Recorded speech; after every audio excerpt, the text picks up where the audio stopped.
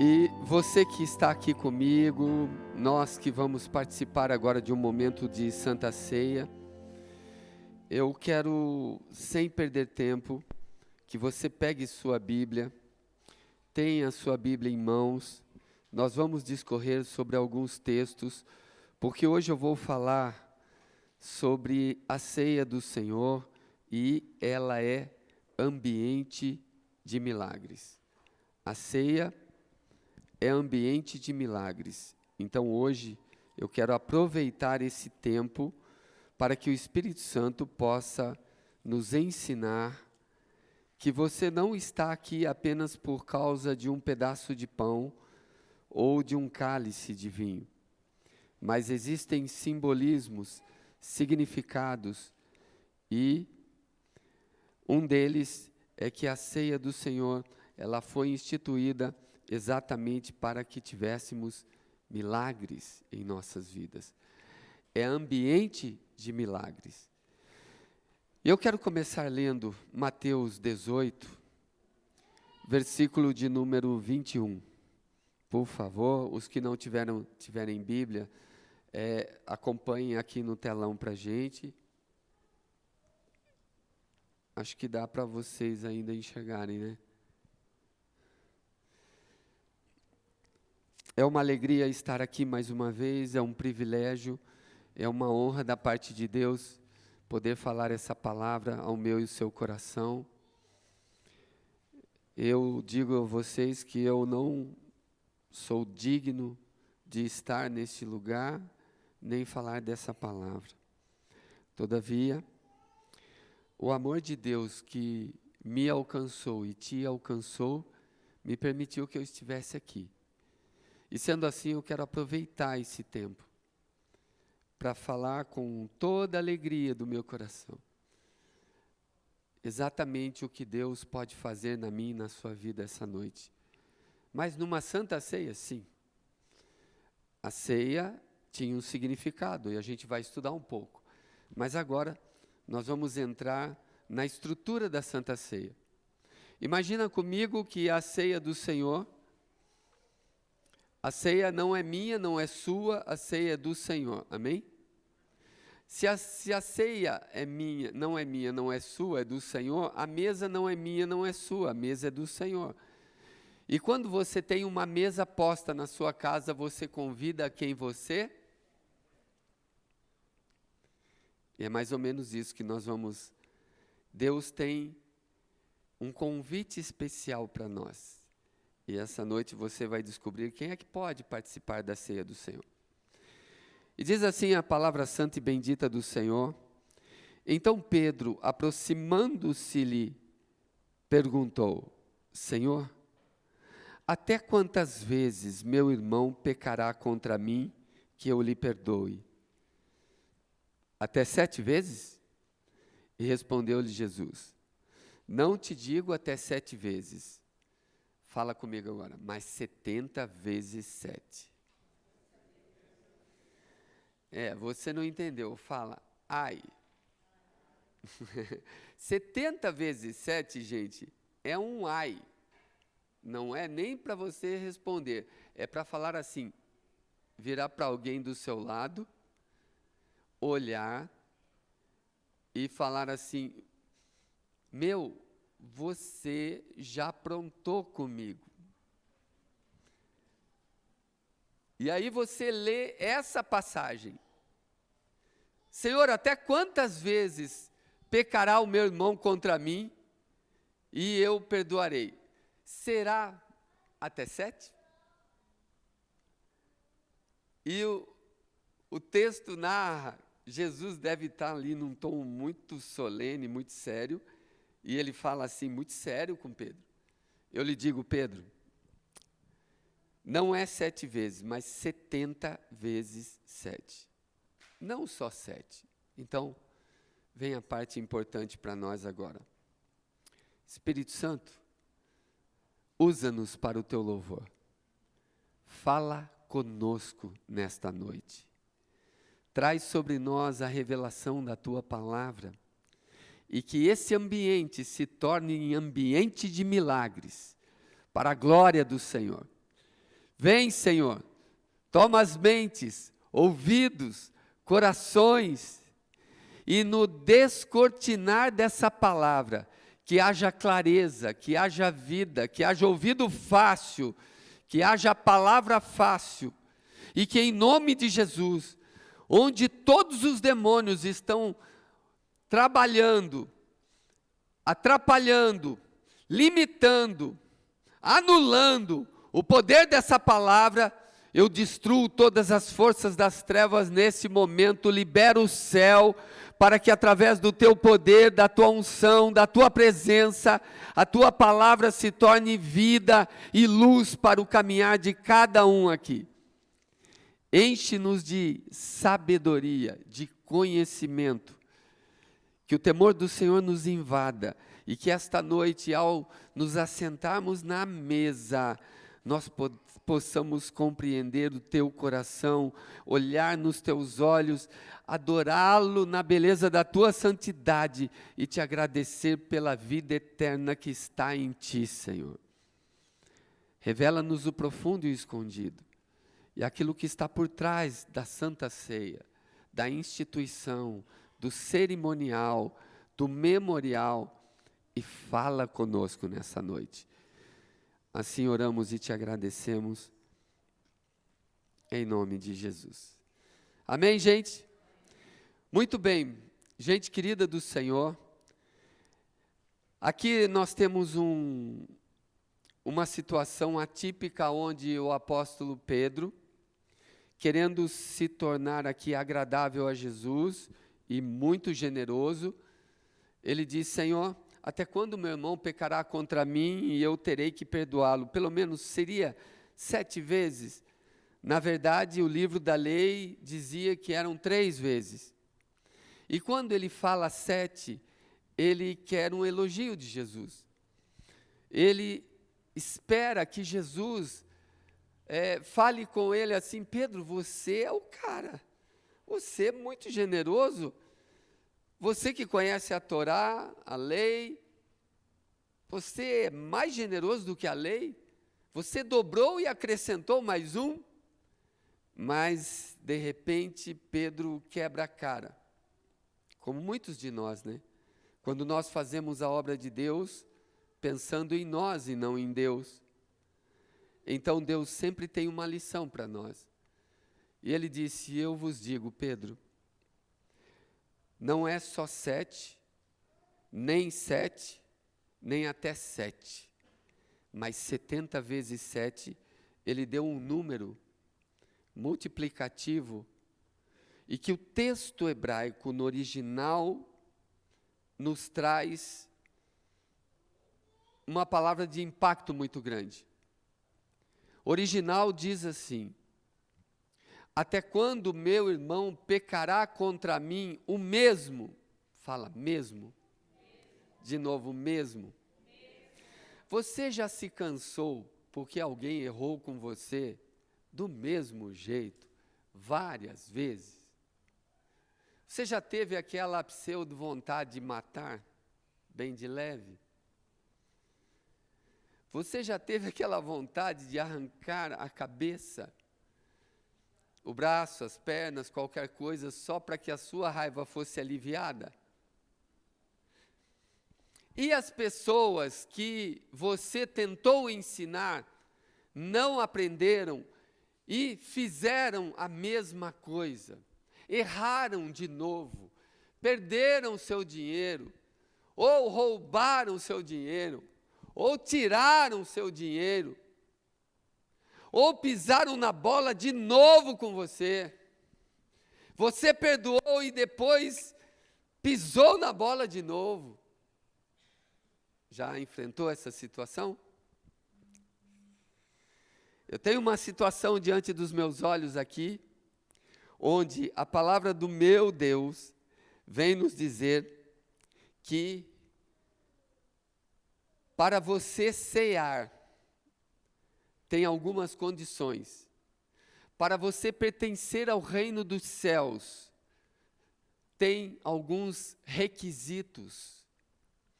E o que eu vou falar aqui, gente, apesar de parecer forte, nada foge mais do texto. Uma vez, uma missionária, uma pastora hoje, a pastora Valnice, ela estava no seu seminário, ela dava aulas no seminário, na África, e um dos seus secretários a roubou.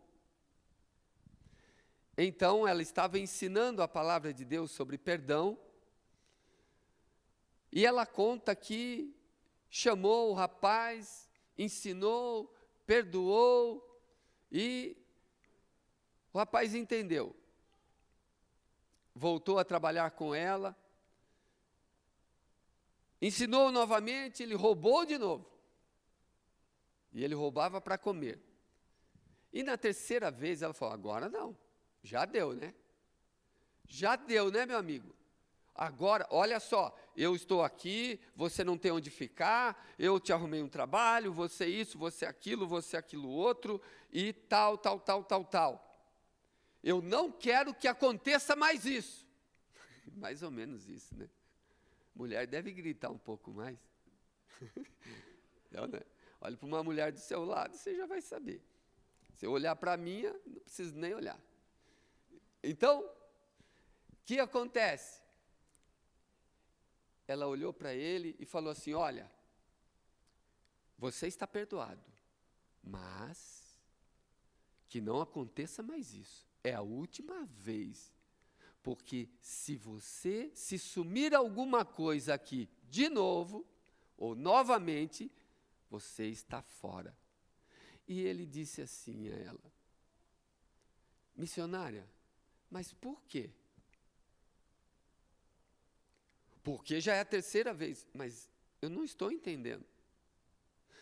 A senhora não disse que quando se perdoa, se liberta alguém, se esquece? Não é a terceira vez. Pelo que eu me lembro, eu fui perdoado 2 vezes, então é a primeira vez que eu estou roubando. Entenderam isso ou não? Então ela ficou pensando, que palavra eu estou ensinando? Que evangelho eu estou vivendo? Por que eu não estou sendo tolerante? E se eu vou para Mateus capítulo 6, verso 12, Jesus fala assim, é outro ai para mim e para você. Jesus fala assim, na oração do Pai Nosso, lá pelo verso 12, ele diz assim, Pai, perdoa-lhes, ou perdoa-me, do mesmo jeito que eu tenho perdoado quem tem pecado contra mim. Fala, ai.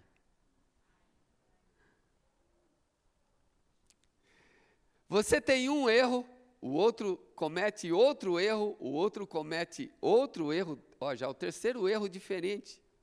O outro erro, e o outro tem falha em outra área, e o outro falha em outra área, e o outro falha em outra área, e nem todos têm as mesmas falhas, nem todos têm as mesmas fraquezas, amém? Mas o ideal, o importante é entendermos que apesar de não termos as mesmas fraquezas, todos pecamos. E se todos pecamos, a Bíblia diz em Romanos 3, que todos nós precisamos, carecemos, necessitamos da glória de Deus, do perdão de Deus. Eu quero me sentar na mesa com Jesus, amém? Eu quero participar da ceia do Senhor, amém? Então pergunte a si mesmo, até onde o seu coração é tolerante? Até onde o seu coração é perdoador? Até onde você consegue perdoar alguém que te ofendeu? Até onde você consegue perdoar alguém que te traiu? Até onde você consegue perdoar alguém que pisou no seu calo, entrou no seu caminho, atrapalhou a sua jornada, tirou o seu emprego? Então tá, deixa eu apelar, roubou sua namorada. Ixi. Até quando? Até onde é possível você perdoar?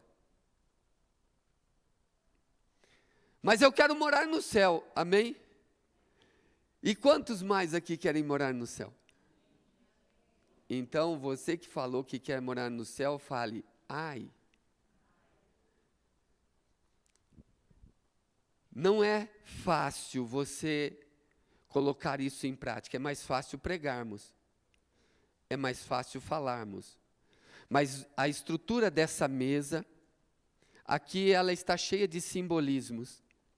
Então nós temos os pães e os cálices. Isso aqui tudo é simbólico, mas aponta exatamente para o corpo e o sangue do Senhor. Se aponta para o corpo e o sangue do Senhor, nós estamos vivendo momentos delicados, onde a nossa salvação foi comprada por bom preço, por alto preço, por preço valioso, ninguém poderia pagar. E eu vou explicar-lhes um pouco do que significa estarmos aqui neste dia. Eu vou lhes explicar um pouco do que representa esses simbolismos do pão e do cálice. Por que você toma isso? Por que você come isso? E por que isso foi instituído com esse simbolismo? Muitas pessoas chegam para mim e dizem assim, na verdade, eu saí da igreja lá porque aquela igreja, não sou casado, e eu sou proibido de tomar a ceia do Senhor, eu vivo junto com alguém. E eu pergunto, e se você vive junto, você não está casado? Não, no papel. E eu então perguntei, em algum lugar na Bíblia você já leu de alguém que assinou um papel para comprovar casamento? Não. Falei, então, o papel é na nossa cultura. O casamento, ele se dá na união de duas pessoas, com papel ou sem papel, gente. Através do ato sexual, a Bíblia diz que os dois se tornam um. E se vivem juntos, estão casados. Eu disse, esse não deveria ser um empecilho, um papel para a ceia, deveria ter outra desculpa. Aí outra pessoa diz, não, é porque eu tive um filho, fui mãe solteira.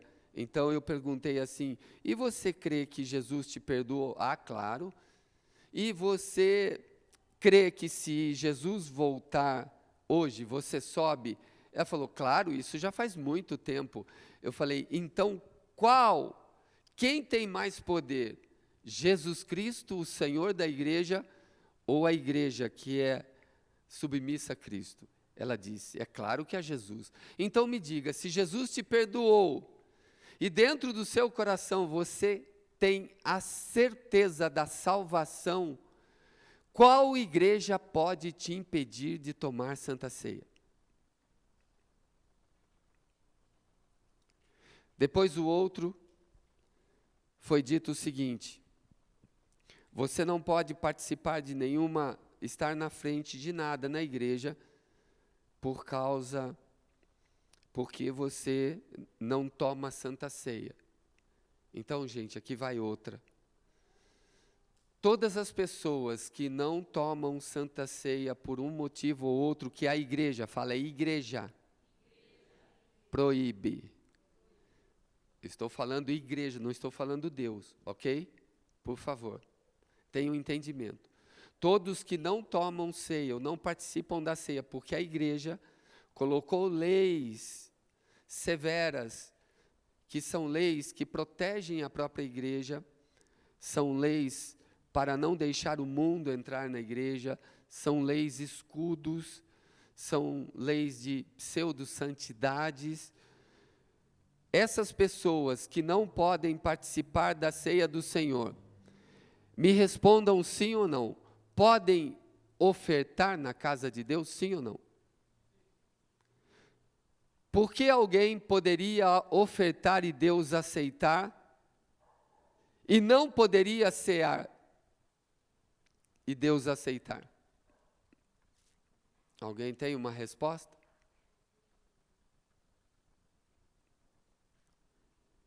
Então a igreja, ela se perde nos seus próprios costumes. Se a igreja aceita a sua oferta, porque se a sua oferta é impura, Deus não aceitou a de Caim. E não havia batismo. Não, é porque ele não foi batizado ainda, então não toma ceia. Mas Caim estava ofertando ao Senhor. Ninguém batizou Caim. Ninguém batizou Abel. O que eu quero dizer a vocês é que a igreja impõe muitas coisas e as pessoas continuam perdidas nos pecados, e eu muitas vezes encontro pessoas que estão tristes no seu coração porque sentem que estão em pecados contra o Senhor, porque não tomam ceia do Senhor. E dizem o seguinte: eu preciso consertar a minha vida para voltar a tomar a ceia do Senhor. Isso é ótimo. Isso é necessário, você precisa mesmo disso. Mas você tem que aprender que Deus não escraviza ninguém. Muito pelo contrário. João 8,32 diz que: e conhecereis a verdade de Deus, e a verdade de Deus te libertará. E no verso 36 ele diz: se o Filho vos libertar, se o Filho, não a igreja, se o Filho, se a palavra vos libertar, verdadeiramente sereis livres. Quando você aprende a palavra do Senhor, você descobre que não é destruído por qualquer ideia, por qualquer palavra, por qualquer ensino. Muita gente sai de um lugar, vai para o outro, tentando se encontrar. Eu vou lhe dizer qual é o lugar correto para você estar. Um lugar onde se anuncia a palavra de Deus corretamente, sem segundas intenções. Uma palavra pura, uma palavra limpa, onde aquele que ministra, não ministra por causa do ganho, não ministra por causa do lucro, não ministra no sincretismo religioso, nem na mistura, nem ideologizando a coisa, mas dizendo a palavra como ela é. Essa é a igreja que você tem que frequentar. E às vezes essa igreja não é fácil, porque quando a palavra sai sem censura, ela penetra até divisão de alma e de espírito e ela explode no coração. Gente querida do Senhor, como é que começou essa história de ceia? Onde é que isso foi começar? Se nós formos para o livro de Gênesis, no capítulo 14, versículo 18, diz que ali Abraão está voltando de uma guerra, com vitória, com os despojos, e vai ao encontro dele um rei, um sacerdote. Fala, sacerdote. O rei é daqui da terra, era rei de Salém. O sacerdote já é do céu, já havia um sacerdócio celestial. Um homem chamado Melquisedeque. Melquisedeque, na verdade, não é um nome, é um título. Porque esse título significa rei da plenitude. Tanto é que ele é figura de Cristo.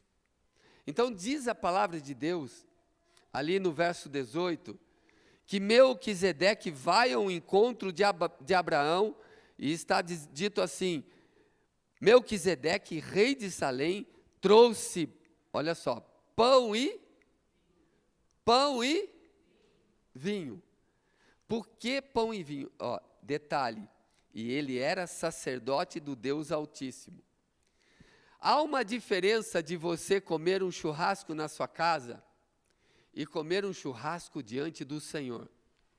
Há uma diferença de você comer pão todos os dias na sua casa pela manhã e comer uma vez por mês na presença, fala, na presença do Senhor.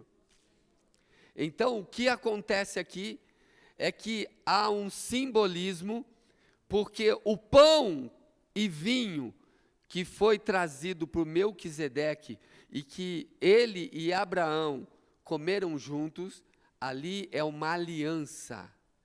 Quando se come na presença do Senhor, deixa de ser pão, deixa de ser vinho. Ali aponta-se para o Calvário, para o preço, para o resgate. Ali aponta-se para uma aliança, aliança de Deus com o homem. Por isso que se espiritualiza o ato. Ele não simplesmente diz assim, olha, ele chegou até mim, eu cheguei até ele, nos encontramos, e ali no encontro, nós decidimos comer alguma coisa. Não. Ele vem como rei, Abraão o reconhece, e ele instaura um sacerdócio para Abraão. E Abraão o reconhece, tanto é que Abraão dizima.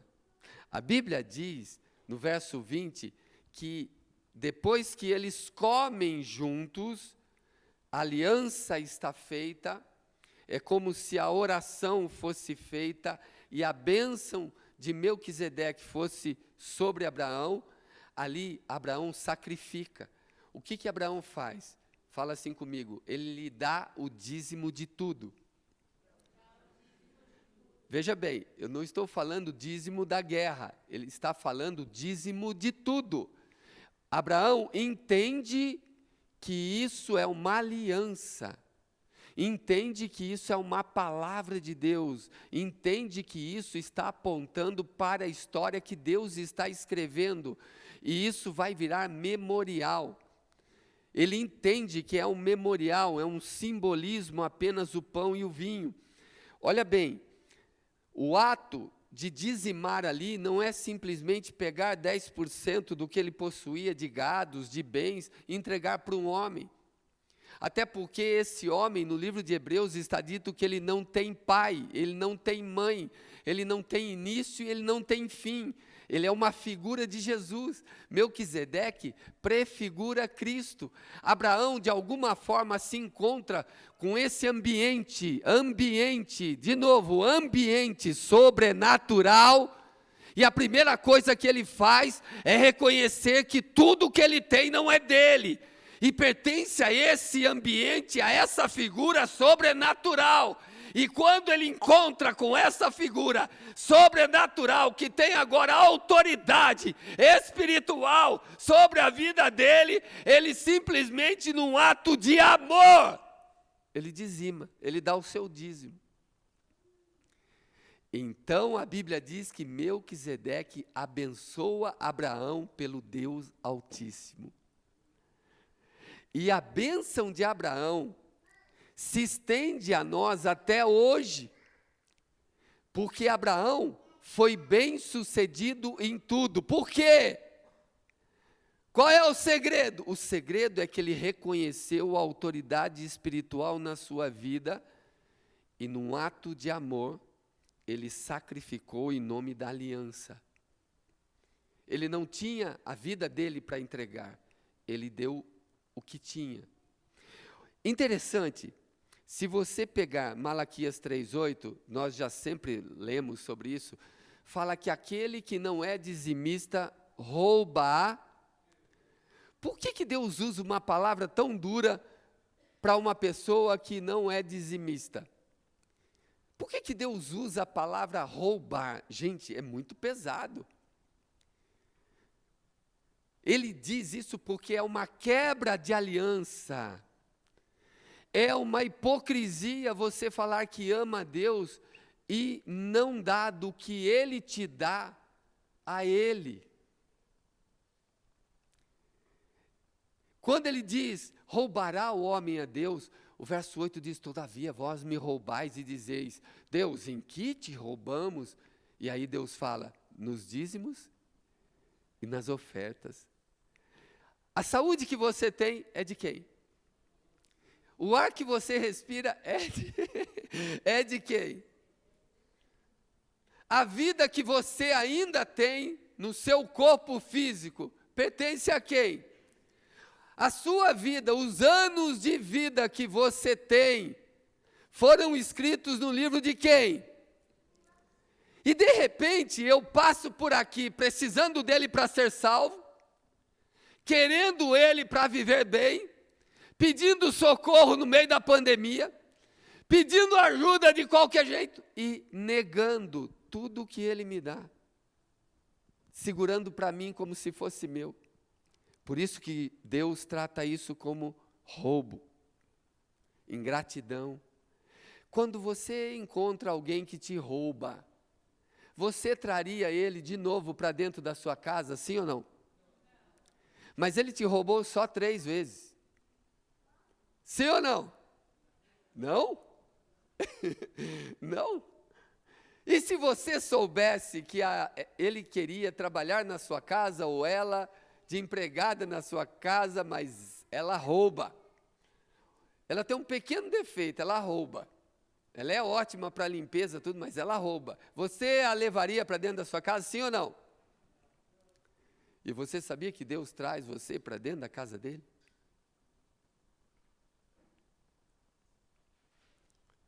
Vira para alguém que está do seu lado e fala, vixe. Eu não sei porque eu falei vixe, mas a Bíblia diz em Mateus 6, também 21, diz assim, cuidado, porque onde estiver o teu tesouro, é isso aí, Brenda, eu não preciso de Bíblia, tem a Brenda aqui, aí estará o seu, onde é que está o seu coração? Eu encontrei com pessoas lá no hospital, num momento terminal, e hora daqui, hora dali, já faz calo no joelho, a gente está ali, eu estava só pele, só osso e pele de jejuar para curar aquele indivíduo. E aí, naquela situação e naquela cama, eu olhei para ele, eu falei assim, vem cá, ele é de outra igreja, mas é gente próxima a mim. Você é dizimista? Ele falou, então, às vezes, sabe, às vezes quando dá, assim, falei, você fez eu orar por você todo esse tempo, não são ouvidas as minhas orações, olha o tempo que você me tomou, você é infiel ao Senhor lá na sua igreja, não tem poder a minha oração sobre você. Gente, onde estiver o teu tesouro, aí estará o quê? A Bíblia diz que o dinheiro é um senhor. Isso mesmo, se você não sabe, Mateus 6, 24, diz que ninguém pode servir a 2 senhores. Ou nós havemos de amar um e aborrecer o outro, ou odiar um e amar o outro. Mas servir os 2 não dá. E aí, o verso 24 diz assim, não podeis servir a Deus ou as riquezas. Entendem isso, sim ou não? Então, em suma, o simbolismo de comer juntos, presta atenção, não é qualquer refeição, não é qualquer sopa, não é qualquer almoço, jantar, mas o simbolismo de comer diante do Senhor é aliança, é pacto, é voto, é testamento, é juramento. Então, quando Abraão come com Melquisedeque, que era sacerdote, diante do sacerdócio, espiritualmente, foi plantado ali a bênção de Deus sobre Abraão. Por isso que ele fez imediatamente a garantia da bênção. Ele disse, para não correr o risco e de perder a bênção, eu e a minha descendência seremos abençoados, em tudo que eu tiver, eu te dou o dízimo. Ele sela a bênção dele, e a Bíblia diz em Deuteronômio 28, do verso 1 até o verso 15, que tudo isso é bênção de Abraão que vem sobre nós. Porque alguém fez um voto, fez uma aliança, alguém fez um testamento e alguém comeu, fala, comeu, diante do Senhor. Em Êxodo 18, verso 7, ali está uma palavrinha onde o sogro de Moisés, Jetro, vai até Moisés e Moisés começa a contar tudo o que Deus fez com o Egito através das mãos de Moisés e tal. No verso 7, tem uma palavrinha muito gostosa que eu quero que vocês aprendam aqui. Olha. Então saiu Moisés, inclinou-se, beijou e perguntaram um ao outro como estavam. No meu texto, quando eu fui procurar no original hebraico o que significa como vai você em português é assim, como vai você. No meu, no verso 7, diz assim, e indagando pelo bem-estar um do outro. Indagar pelo bem-estar um do outro significa como está a sua paz, como vai a sua paz. Interessante, eles se encontram e quando nós nos encontramos aqui, a gente fala assim, e aí, como é que vai? E aí, você vai bem? Como é que você está? Tudo bem? No hebraico é diferente. O judeu, ele se encontra, ele fala assim, como vai a sua paz? Então, a sua paz, se você retorna com paz, é porque sua vida está boa.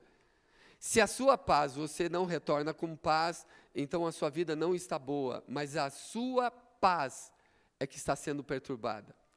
Vamos supor que se fôssemos aqui hebreus, nós falaríamos, como vai a sua paz? E você iria falar, estou com uma dor aqui, uma dor ali, um problema aqui, um problema ali. Então, nós teríamos que procurar a causa para devolver a você a sua paz. Os dois fazem isso. E quando eles estão juntos ali, a Bíblia diz, no verso 12, que Jetro, depois que ouve de Moisés o que Deus fez com os egípcios, tudo, Jetro sacrifica ao Senhor. Ou seja, ele era sheik de Midian, ele era sacerdote de Midian, e Jetro era de um povo pagão. Mas agora, gente, a Bíblia diz que ele ouve os milagres e ele simplesmente se converte ao Senhor. E quando ele se converte ao Senhor, ele sacrifica ao Senhor. E quando ele sacrifica, a Bíblia diz que ali Arão reúne os príncipes, as autoridades. E agora, o verso 12 diz assim, e eles comem juntos diante de quem? Comem juntos diante de quem? Olha a diferença. Você acha que Jetro não comeu quando chegou? Comeu. A Bíblia não diz o que, nem quando, nem como. Você acha que Jetro, desde que chegou, não bebeu água? Bebeu. Não se alimentou? Se alimentou. Mas a Bíblia diz que agora, depois eles comeram, fala comigo, diante do Senhor. Isso significa comunhão, conversão. Aqui o gesto é aliança. Aqui é isso aqui, ó. Ontem você comeu, hoje você comeu, creio que você comeu pão, creio que você bebeu, creio que você participou de várias refeições hoje, mas hoje você vai cear, fala comigo, diante do Senhor. Essa é a grande diferença. As coisas, quando nós estamos aqui tentando entender por que Deus instituiu a ceia. A ceia, gente, não veio com Paulo lá no Novo Testamento. A ceia é desde o começo da história. Ela está instituída toda vez que alguém come diante do Senhor. Toda vez que há uma refeição diante do Senhor. Agora, qual é o simbolismo que eu quero que vocês parem de ouvir esse choro e olhem para mim? O simbolismo é que naquele tempo entendiam, percebiam, imaginavam, acreditavam que a divindade habitava no alimento. Parece coisa de outro mundo, não é? Mas o conceito é que a divindade habita na matéria. Por isso que eles comem juntos diante de Deus. Vocês querem ver por que eu falei que ceia é ambiente de milagres? Vocês vão entender agora. Quando eu ofereço, eu adoro, consagro esse pão a Deus, quando eu consagro um alimento a Deus, e vocês vão entender no mundo espiritual, vocês já vão viajar, vocês vão viajar agora. Quando eu consagro, então eles entendiam que a essência desse Deus, veja, o pão ele não vira Deus, Deus não vem ali e se transforma no pão, mas a essência desse Deus está presente naquela consagração. A essência de Deus vem sobre o elemento, sobre a consagração, sobre a matéria, que aqui no caso é o pão. Então, eles pegam esse pão consagrado, fala agora consagrado, e comem. Quando eles comem, eles se tornam não mais com o pão, mas com a essência que foi invocada no pão. Eles se tornam um com a divindade. Presta atenção, vocês vão entender agora. Por que que no centro espírita, por que que na magia negra, se fazem consagrações de alimentos? E é galinha, é cachaça, é não sei o quê, que eu não quero entrar nesse mérito, porque não é esse o nosso intuito. Porque vocês acham que se utilizam de alimentos, de coisas, porque as entidades exigem por quê? Para que haja uma consagração. De repente, eles querem fazer o mal para alguém. Não tem acesso. Então, eles colocam um bolo, um alimento. Nós já tivemos um caso aqui, vocês se lembram, tempos atrás, de uma pessoa que veio aqui, nós expulsamos demônios dela, depois nós fomos na casa dela, e quando chegamos lá, nós estávamos expulsando, e o demônio saía e voltava, saía, voltava, saía, voltava, e a gente não sabia o que estava acontecendo. Então, creio que foi o Espírito de Deus, nos orientou, e eu perguntei, o que foi que você comeu hoje? Ela disse, eu não comi nada, só um pedaço de bolo. Eu falei, me mostra o bolo. Falou, não dá, o bolo veio da vizinha, me mostra quem é a vizinha. Não dá, ela não gosta de mim, não sei o que, por que ela te deu o bolo? Eu não sei, o que ela frequenta? Ela falou, centro espírita. Eu falei, já sei, vem aqui, eu sei onde é que está esse demônio.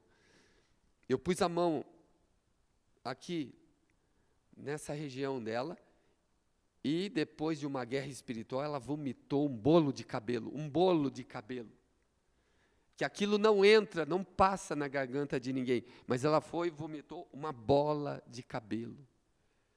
Depois que ela vomitou aquilo, ela estava bem. Existem consagrações, e a palavra de Deus, ela vem lá de trás. Quando você torna isso cerimonial, por que ceia é ambiente de milagres? Eu vou explicar. Porque quando você consagra, até agora não, até agora é pão e vinho, qualquer suco de uva, qualquer pedaço de pão sem fermento está aí, não tem validade nenhuma. Quando ele é consagrado, a essência do Deus que foi invocado entra no elemento, e por isso que depois eles comem diante do Senhor. Por isso que Abraão come com Melquisedeque, por isso que Jetro come com Arão, porque eles acreditam que a divindade entra neles, e eles se tornam um com Deus. Deu para entender ou não? Às vezes as pessoas pensam que ceia é só o que Paulo disse, que é se reunir para comer uma vez por mês, e você nem sabe o que é. Não! Ceia é ambiente de milagres. A Bíblia diz, Jesus falou o seguinte: onde estiver 2 ou 3 reunidos em meu, eu estou ali no meio deles. Nós não somos um, e somos mais do que 2. Significa que ao invocarmos o seu nome, Ele estará aqui. Por isso, ceia é ambiente de milagres. Você participar da ceia do Senhor, é que você vai participar da mesa do Senhor. Isso significa internalizar a divindade. O Deus que eu creio está indo para dentro de mim através desse alimento. O poder desse Deus está vindo sobre mim através desse alimento. A glória desse Deus está vindo sobre mim através desse alimento. Cear é muito mais que um pão e um cálice. Eu me torno um com Ele e o seu poder entra em mim.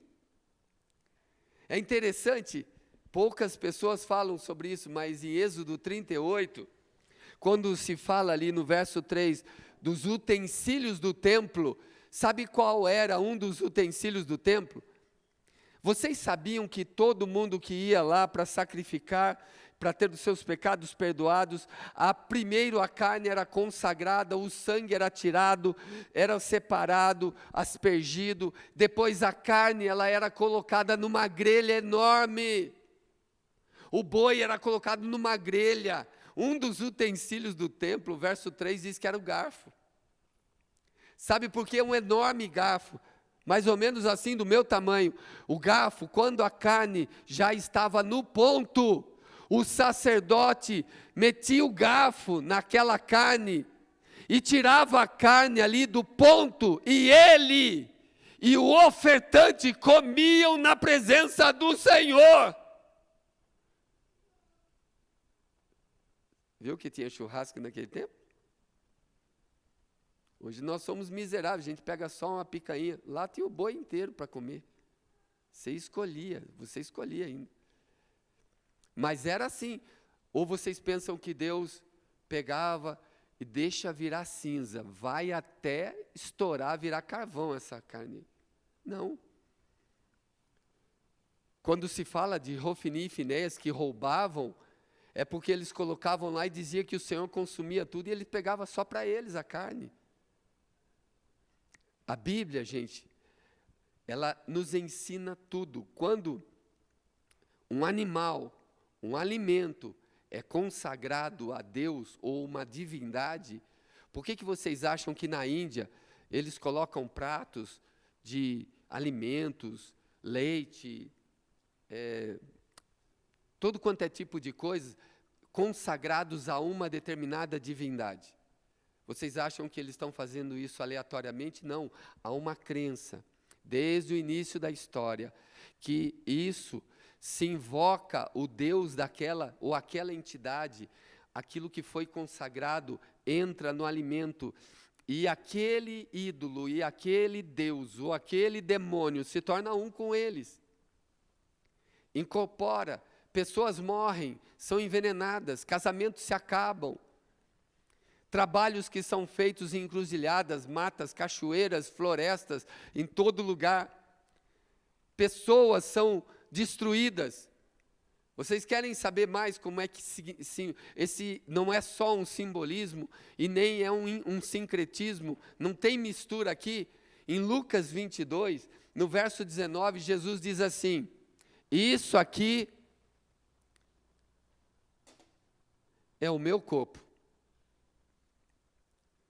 Quando ele chega para os discípulos, isso foi um escândalo.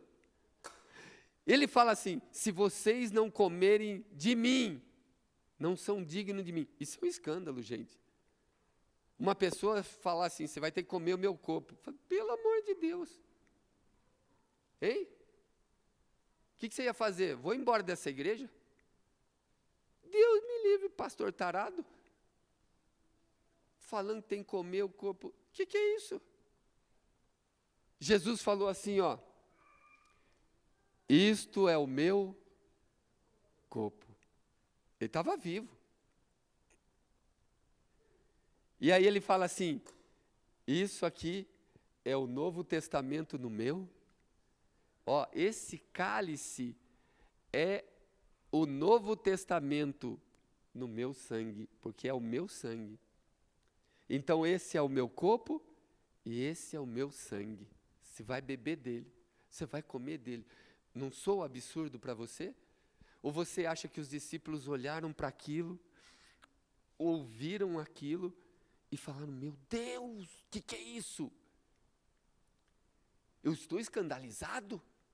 Eu vou sair dessa igreja de Jesus aqui agora mesmo?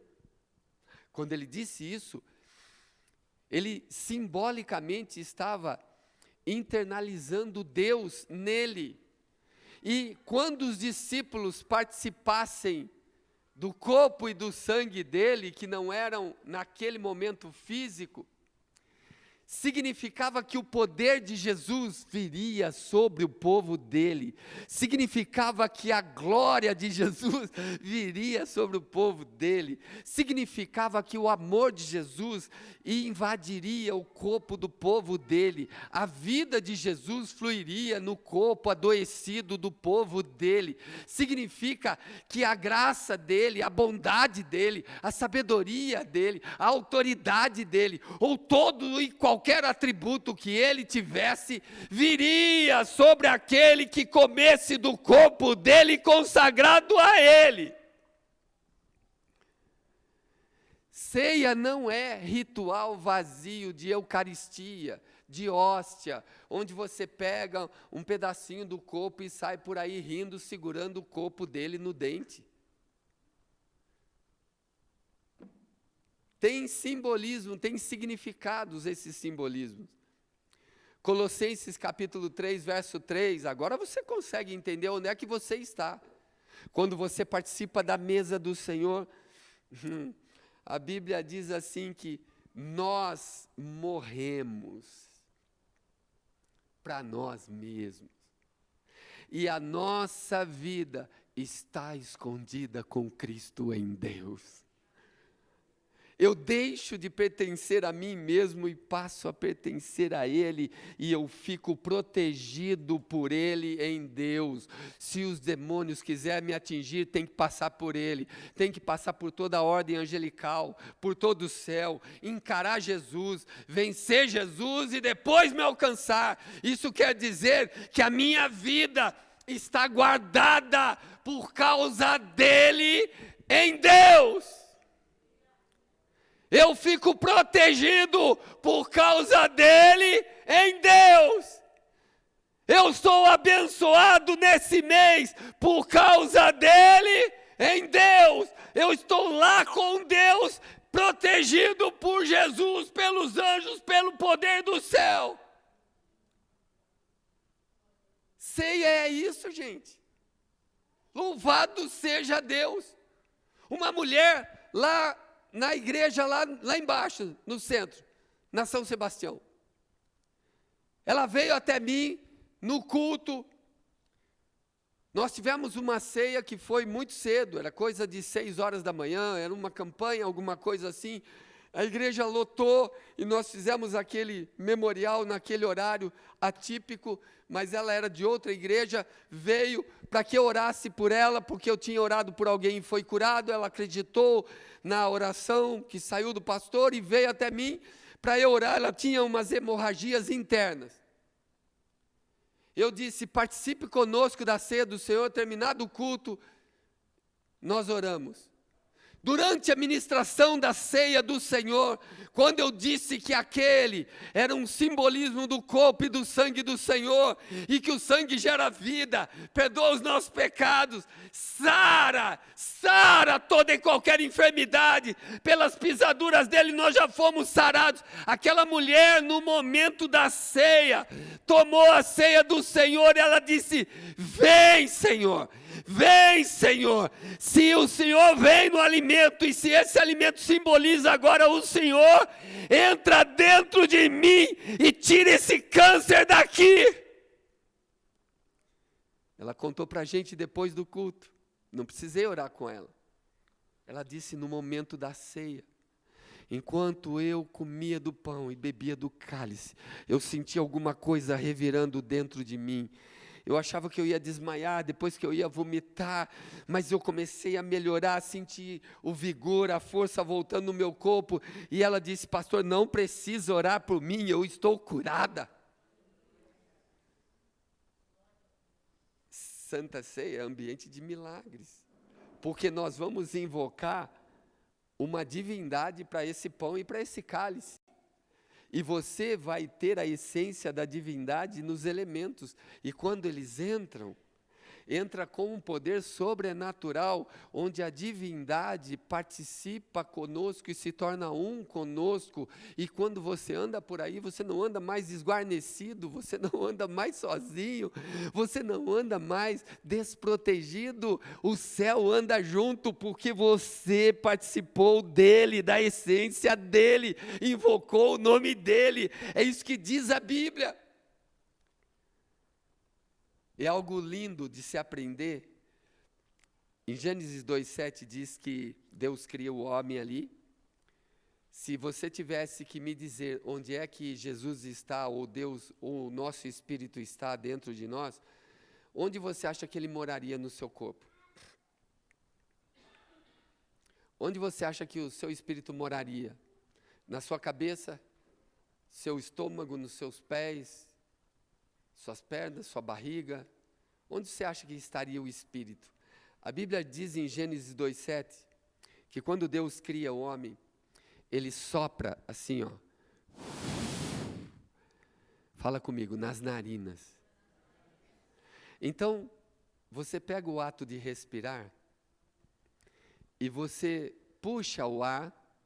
Quando você puxa o ar e você traz para dentro, você inala o oxigênio, ele vai para os pulmões, amém? E dali, sabe para onde é que ele vai? Vai para o sangue. E o sangue percorre mais de 224 quilômetros dentro dessa estrutura sua aí, irriga todo o seu corpo e leva a vida para todo o seu corpo.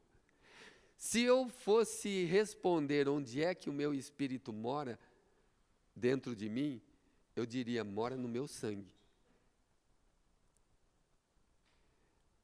Como assim? Agora você junta as partes. Quando você pega Gênesis capítulo 9, verso 4, Deus fala assim: Noé, mas a carne com o seu sangue não comereis. Começa a ligar. Você pega Levítico 7, 26, diz assim: e nenhum sangue comereis, quer de aves, quer de gado. Pessoal que gosta de comer sangue aí, faz chouriço, linguiço, só isso, lambe isso. Levítico 17, 11 diz assim: porque a vida da carne está no sangue. Sabe onde é que Deus soprou o Espírito? Para onde ele foi? Para o sangue. A vida da carne está no... Quando você perder sangue, você perde o quê? Vida. Entende isso ou não? Mas por que o pastor está falando isso? Por quê? Você não entendeu ainda? Você entende agora por que o satanismo bebe sangue? Porque na magia negra se faz sacrifícios de sangue e se bebe sangue da cabeça disso, daquilo, porque para Deus é abominável. E ele faz tudo o que é abominável a Deus. E a Bíblia diz em Atos 15, 29, quando a igreja está estabelecida, os gentios aceitam a palavra, se convertem, então tinha que os judeus dar regras para os gentios serem igreja de Cristo. para os gentios também merecer o Deus Todo-Poderoso, eles tinham que seguir algumas leis. E uma delas é o seguinte: não comam de maneira alguma nenhuma carne, nenhum alimento de nenhuma festa sacrificada ou entregue ou consagrada aos ídolos. Consegue entender sim ou não? Porque aquela entidade é invocada. Aquele ídolo é invocado. Você diz, mas eu não estou nem aí, isso não tem nada a ver comigo, eu não quero nem saber, eu não gosto daquilo, eu só vou para a quermesse porque eu gosto. Eu gosto do tumulto, eu gosto da aglomeração, eu gosto do povão lá, e eu gosto daquelas barracas, eu gosto daquelas coisas, eu não quero saber, eu não sou idólatra, mas foi consagrado aquele ídolo, e eu vou dizer para você o que uma coisa desencadeia a outra, porque um abismo puxa outro abismo. A Bíblia diz em Jeremias 10, verso 3, que os ídolos são como para Deus, como um espantalho num pepinal. É como se fosse um espantalho numa plantação de pepinos, e os ídolos não têm poder algum. Ou seja, termina dizendo o verso 5, termina dizendo o seguinte, que não está neles o poder de fazer o bem. Mais ainda, Isaías 45 é um capítulo todo de idolatria. 44, 45, mas o 45, 16 diz assim: envergonhar-se-ão, e serão todos confundidos, e todos cairão em vergonha, aqueles que fabricam ídolos. Não é só isso. Se você pega o Salmo 115, do verso 2 a 8, vai dizer assim: eles têm olhos, mas não veem. Eles têm ouvidos, mas não ouvem. Têm mãos, mas não apalpam. Têm pés, mas não andam, necessitam de quem os carregue. Têm boca, mas não falam.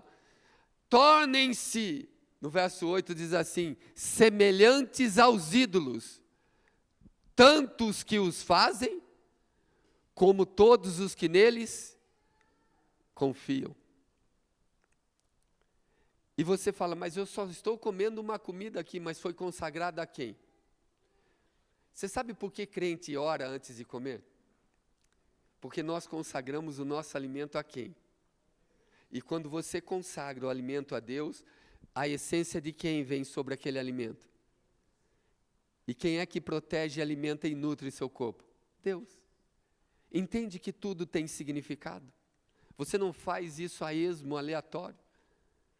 A Bíblia, ela está cheia de sinais, e se nós observarmos os sinais, quando você come algo consagrado, a essência dessa divindade vai para o alimento. Eu sei que você fala, mas eu não estou vendo, eu nem acredito nisso. Tudo bem, mas a Santa Ceia foi instituída desde o início assim, porque a essência do Deus Todo-Poderoso estaria num simples pedaço de pão e num simples cálice. Sabe o que ele diz? Em 1 Coríntios 11, 24, ele diz o seguinte, fala comigo, isto é o meu corpo. E no 11, 25 ele fala, este cálice é o Novo Testamento no meu sangue. Fale, é o Novo Testamento no meu sangue. E se você acompanhar o verso 26, diz assim, eu acho tão forte que a ceia é um memorial instituído por Deus, é um ambiente de milagres. Ele foi colocado no pão e no vinho, simbolizando a morte e a ressurreição do Senhor.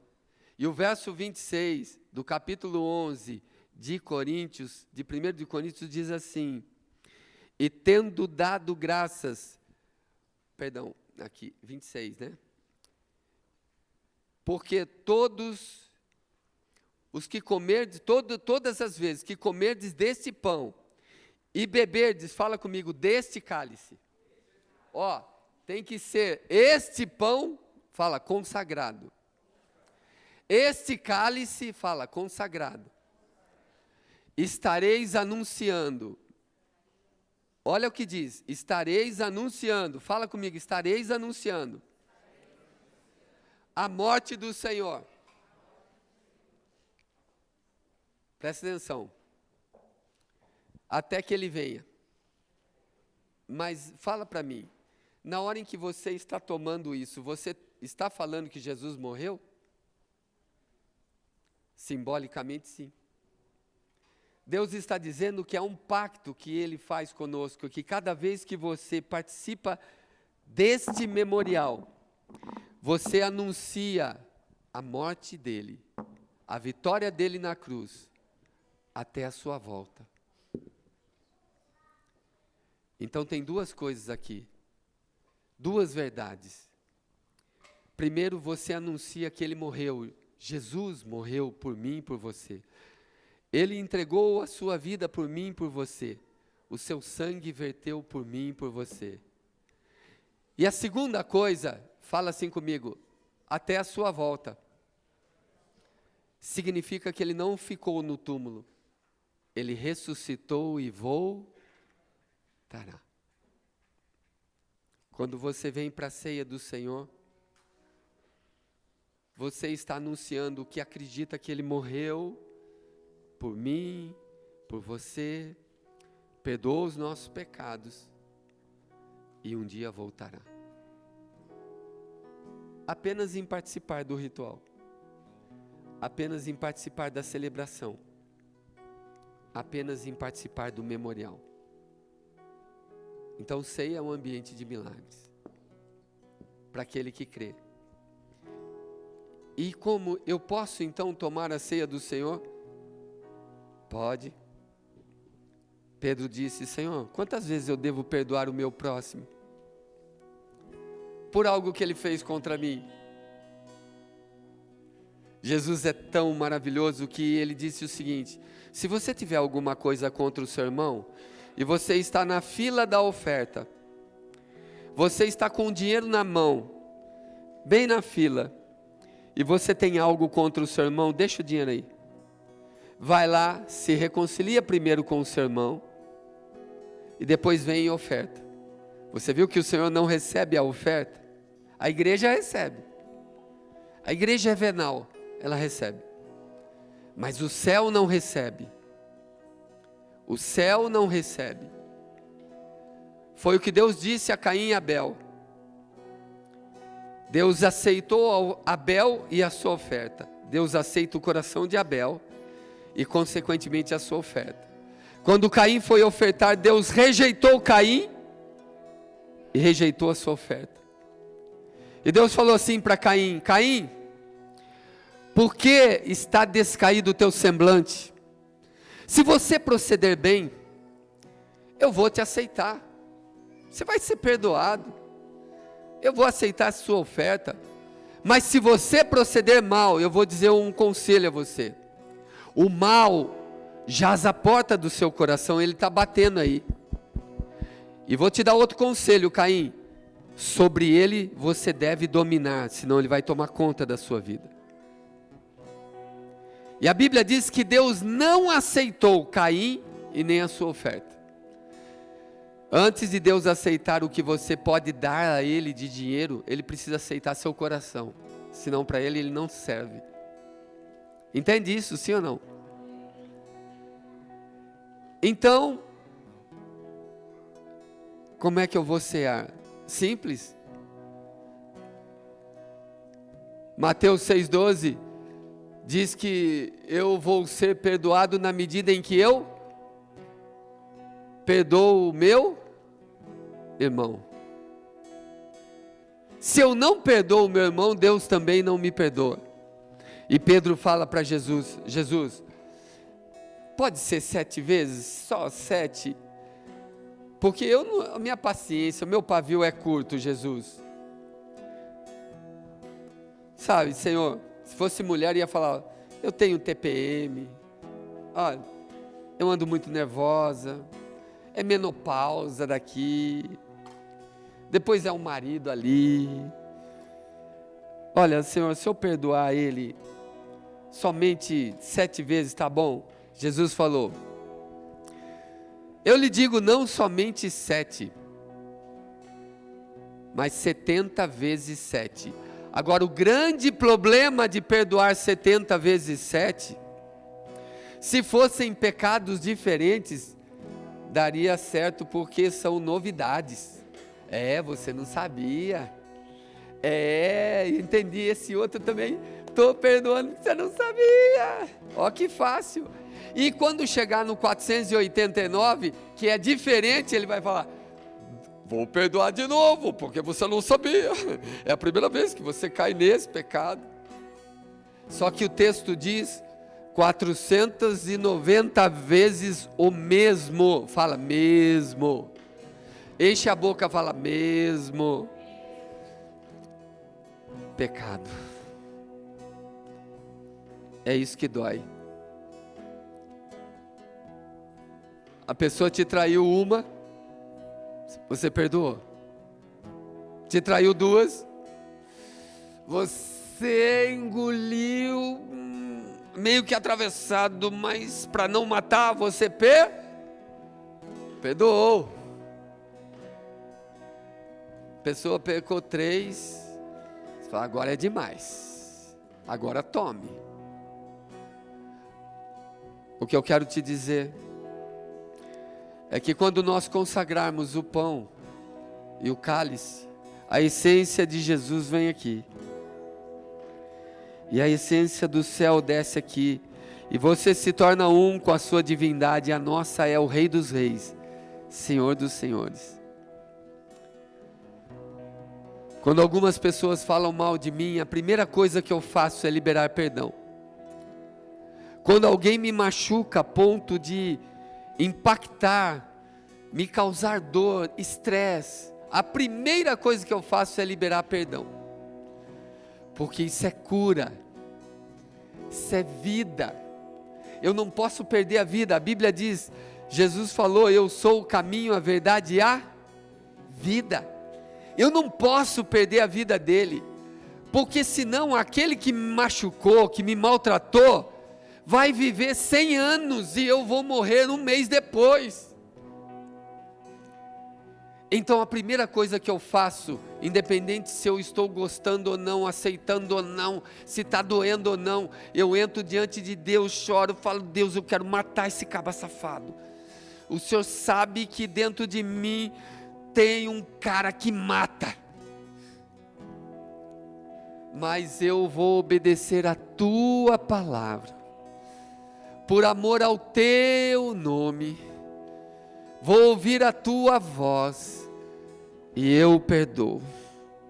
Seja ele contigo agora, ele não é mais problema meu, eu tiro ele da minha vida. Então o livro do apóstolo Pedro completa o que eu faço, lançando sobre ele toda a vossa ansiedade, porque ele tem cuidado de vós. Então a saúde volta. Depois de alguns dias você está refeito e pronto para continuar a vida, a história. Então alguém me disse, por que o Senhor ouve tanta gente, tantas coisas ruins, tantos pecados e não se abala? Simplesmente porque eu recebo, ouço, não guardo comigo e jogo para o Senhor. Senhor, está aqui, ó. Problema desse aqui eu não consigo resolver. Estou jogando para o Senhor. Não carregue nada com você. Não fique nada dentro de você. Porque você vai sentar à mesa com o Rei dos Reis, aquele que morreu por você. E o que significa agora o pão e o cálice? O pão, todos vocês que passarem e receberem, vão ver que não há faca neles. Não foi passado faca. Porque o nosso Senhor, a Bíblia diz que Ele foi desfigurado, Ele foi esmagado, Ele foi moído pelos meus e os seus pecados. Então o corpo significa o sofrimento dEle. Por isso que ao invocar e ao consagrar, Ele estará aqui, pelo seu Espírito. E o cálice simboliza o preço que você custou a Ele. todo o seu sangue, sangue carmesim. Por isso que lá Melquisedeque e Abraão comeram pão e vinho. Ele já apontava para o Filho de Deus que haveria de vir e seria representado pela sua igreja com pão e vinho. E a igreja saberia que o pão é a morte, o vinho é a ressurreição e o sangue derramado.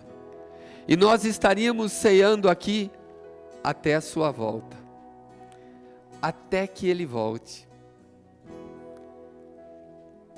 Porque eu recebi do Senhor, diz 1 Coríntios 11, 23, o que também vos entreguei, que o Senhor Jesus, na noite que foi traído, tomou o pão, e havendo dado graças, o partiu e disse: este é o meu corpo, que é dado por vós, fazei isto em memória de mim. Semelhantemente também, depois de cear, tomou o cálice, dizendo: este é o cálice do Novo Testamento no meu sangue. Fique de pé. Vamos participar da mesa do Senhor. O que eu devo fazer para participar da mesa? Reconhecer Jesus Cristo como seu Senhor e Salvador. Pedir perdão pelos seus pecados agora. E perdoar o seu irmão. E abrir o coração e liberar perdão. A palavra do Senhor venha até o seu coração nessa noite e flua livre e incessante. Espírito de Deus, estendam as mãos nessa direção, vamos consagrar.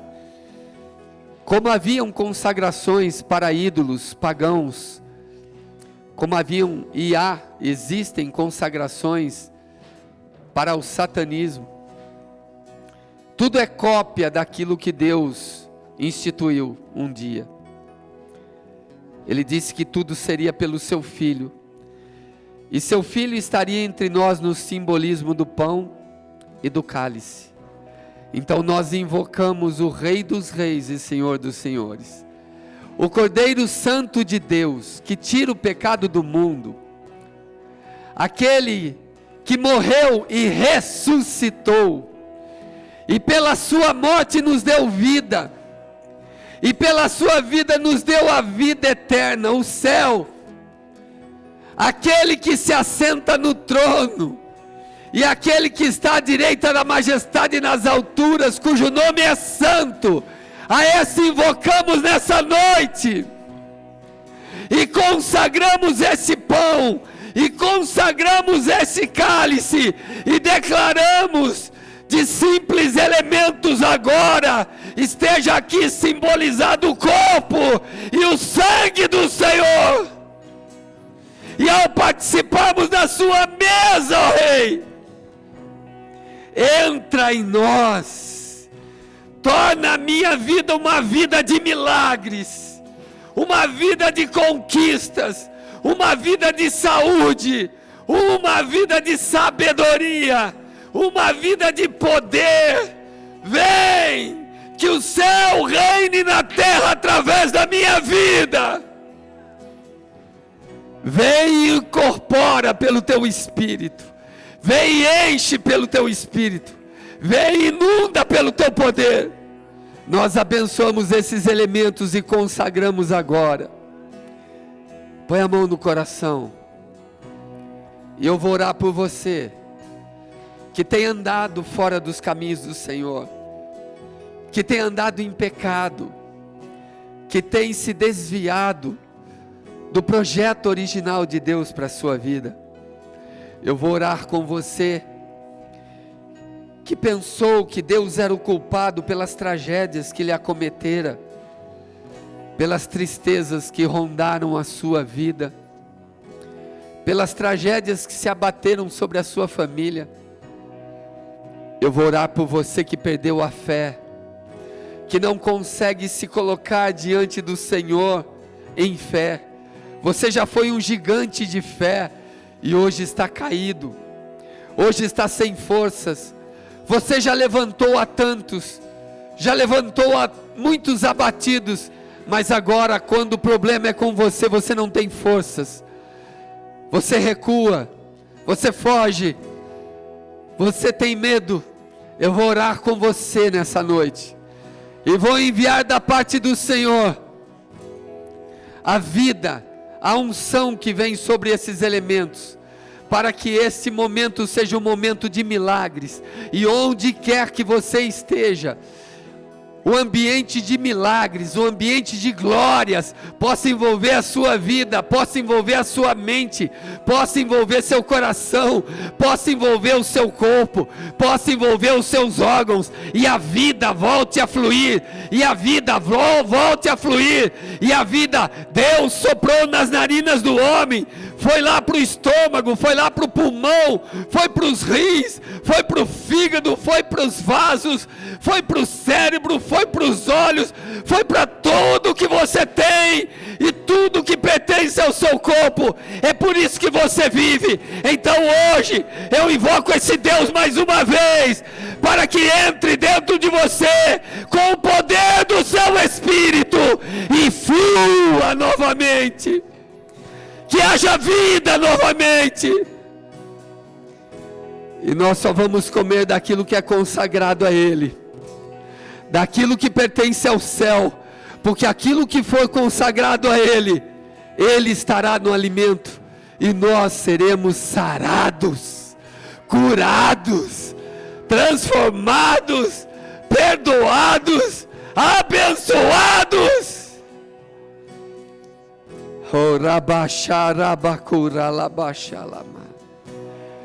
Vem, Espírito Santo, perdoa os pecados desse povo que está confessando diante do Senhor agora. Abre o céu e perdoa o Senhor.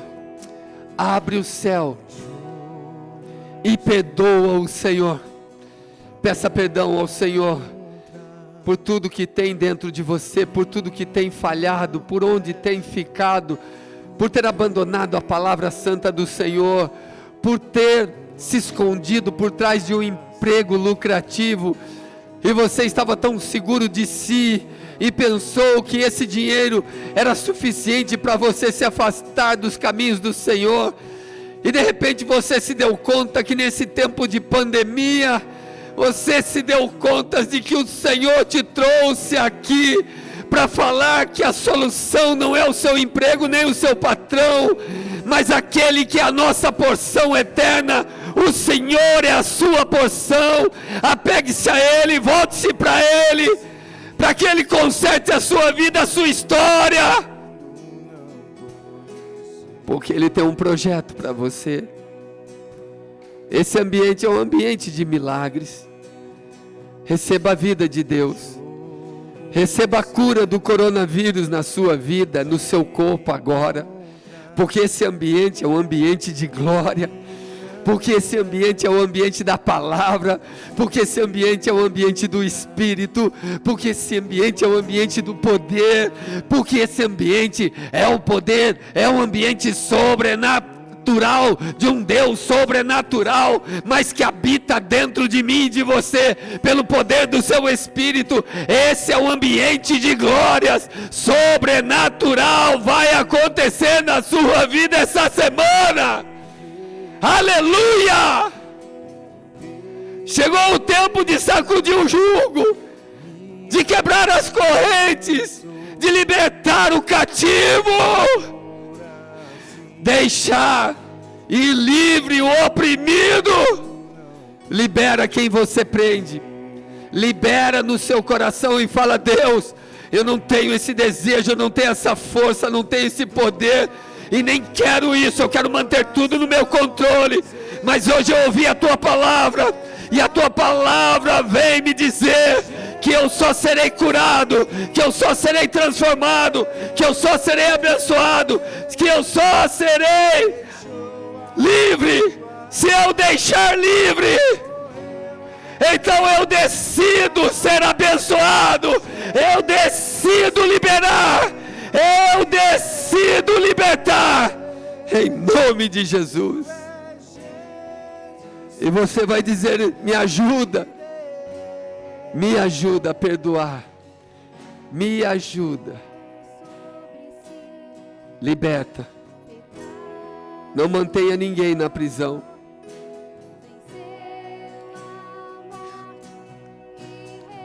Um dia esqueceram um passarinho preso numa gaiola, num sol de 3 horas da tarde. Era um canário do reino. E eu perguntei aos trabalhadores daquela obra, de quem é esse canário? Ficaram com medo de dizer de quem era. Eu disse, muito bem, já que está em minha propriedade, ele é meu agora. E eu vi aquele canário sem comida, sem água, apenas preso em uma gaiola, e uma outra armadilha em cima da gaiola para pegar outro canário. Eu fui até aquele pássaro, e eu disse a ele, você não nasceu para viver em prisão, você nasceu para conquistar o céu. Vá e ocupe o lugar que Deus te deu na história, usufrua da sua liberdade. E eu libertei aquele canário. Se está em seu poder libertar alguém, liberta hoje, porque o Deus que tudo vê vai libertar a sua vida nessa noite. Ora baixalamanai. Senhor, nós abençoamos que ao participar do cálice e do pão, o teu corpo, o teu poder, a tua unção penetre os corações, mente, corpo todo, órgãos, os órgãos internos, pensamentos, atitudes, e o físico seja todo transformado. Pela fé, Senhor, nós te recebemos nessa noite, numa aliança, uma aliança de amor, de cura, de vida, de transformação, de salvação e de libertação em nome de Jesus. Participe do pão, pegue o pão, pegue o cálice, participe junto conosco nessa noite. Segure-os.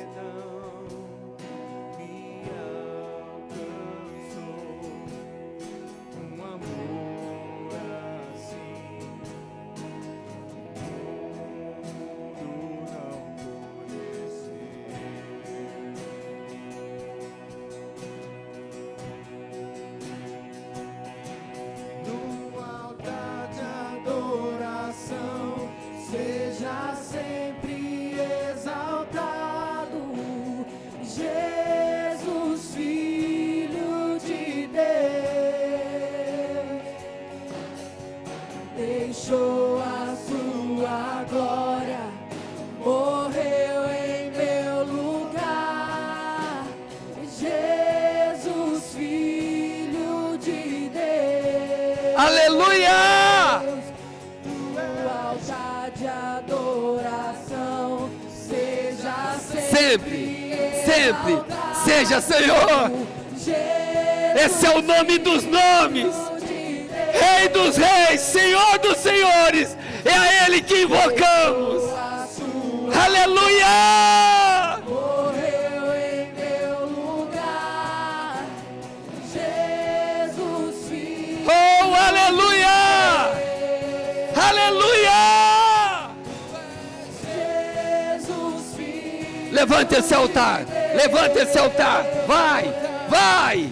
No altar de adoração, seja sempre exaltado. Quem? Jesus, Filho de Deus. Oh, aleluia! Deixou a sua glória, morreu em meu lugar. Levanta o altar, levanta para valer. Vamos, levanta o altar de adoração. É vida que entra, é alegria que chega, é libertação, é cura, é transformação. Confessa esse nome, Deixou a sua glória, morreu em meu lugar. Aleluia! Todos juntos, levantemos esse altar agora. Levantemos esse altar agora. De adoração, seja sempre exaltado, Jesus, Filho de Deus. Jesus, esse é o nome. Jesus, Jesus, Jesus. Oh, aleluia. Jesus, Filho de Deus. Jesus, Filho de Deus. Levante o altar, levante o altar. No altar de adoração, seja sempre Oh, aleluia. exaltado, Jesus, Filho de Deus. Deixou a sua glória, morreu em meu lugar. Aleluia. Cante isso. Levante o altar dele na sua vida. A nossa comida é consagrada a Ele. Quem virá é Ele. Já sempre Aleluia. Jesus, Filho de Oh, Ele é Jesus. deixou a sua glória, morreu em meu lugar. Jesus, Filho de Deus, no altar de adoração, seja sempre exaltado. Jesus, Filho de Deus, deixou a sua glória, morreu em meu lugar. Jesus, Filho de Deus, no altar de adoração, seja sempre exaltado. Jesus, Filho de Deus, deixou a sua glória, morreu em meu lugar. Jesus, Filho de Deus, no altar de adoração, seja sempre exaltado. Jesus, Filho de Deus, deixou a sua glória, morreu em meu lugar. Jesus, Filho de Deus, no altar de adoração, seja sempre exaltado. Jesus, Filho de Deus, deixou a sua glória, morreu em meu lugar. Aleluia. Você que pegou o pão, levante aos céus. Está aqui o sacrifício dele por mim e por você. Cada um de nós pegou um pedacinho do corpo dele. A Bíblia diz que ele foi esmagado, moído, no meu e no seu lugar. E hoje o mundo espiritual confirma que eu pertenço a ele. E que o sofrimento dele é o meu sofrimento. E a morte dele é a minha vida. Coma do pão.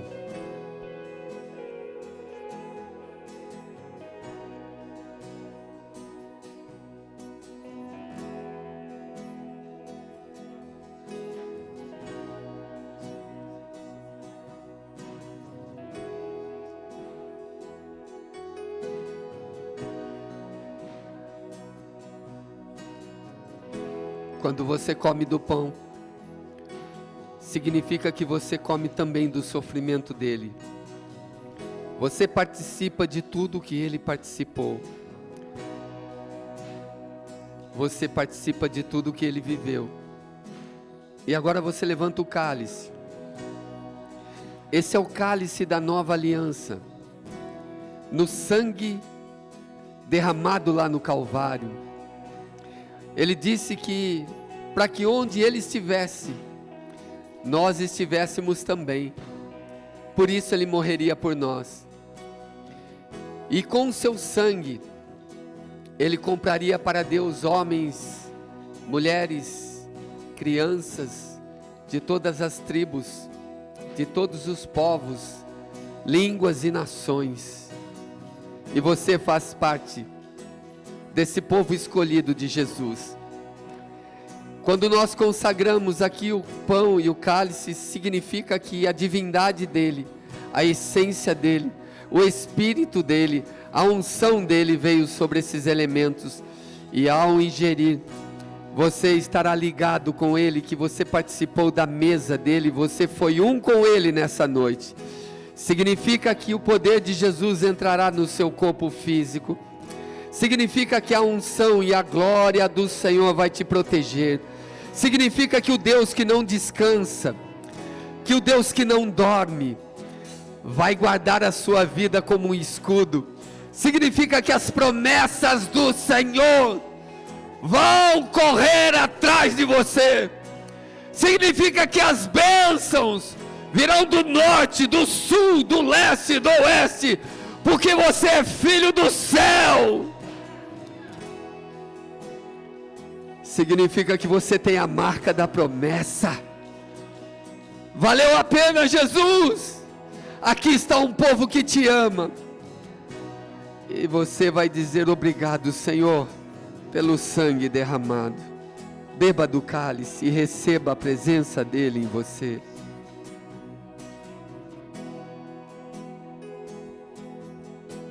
Levou sobre si pecado e dor, venceu a morte e ressuscitou. Um amor assim o mundo não conheceu.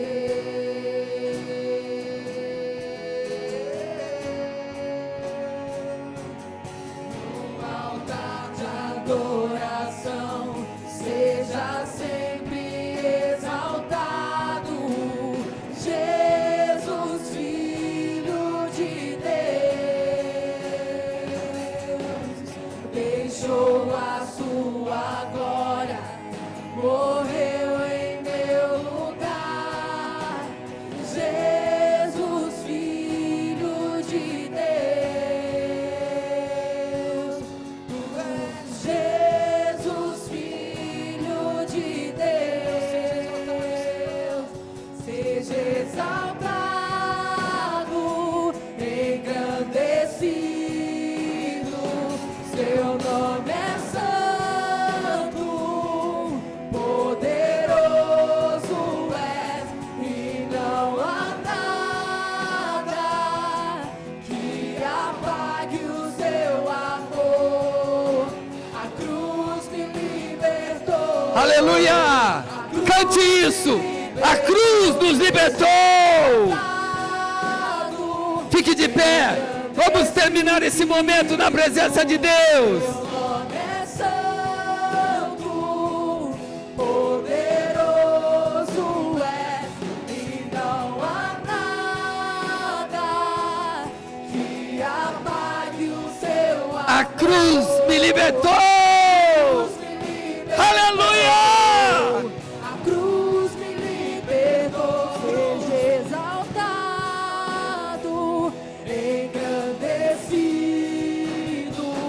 Seu nome é santo, poderoso és, e não há nada que apague o seu amor. Cante isso! A cruz Cante isso! Confesse isso! A cruz te libertou! Aleluia! A cruz me libertou. A cruz me libertou. A cruz! A cruz me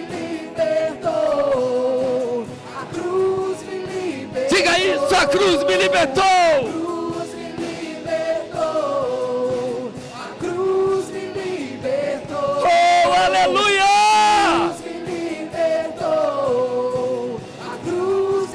Quantos foram abençoados nessa noite? Eu também fui. Você que foi abençoado, diga assim comigo: isso que é Deus, isso que é a igreja. Dá um abraço na pessoa que está do seu lado e diga: a cruz nos libertou, a cruz nos libertou.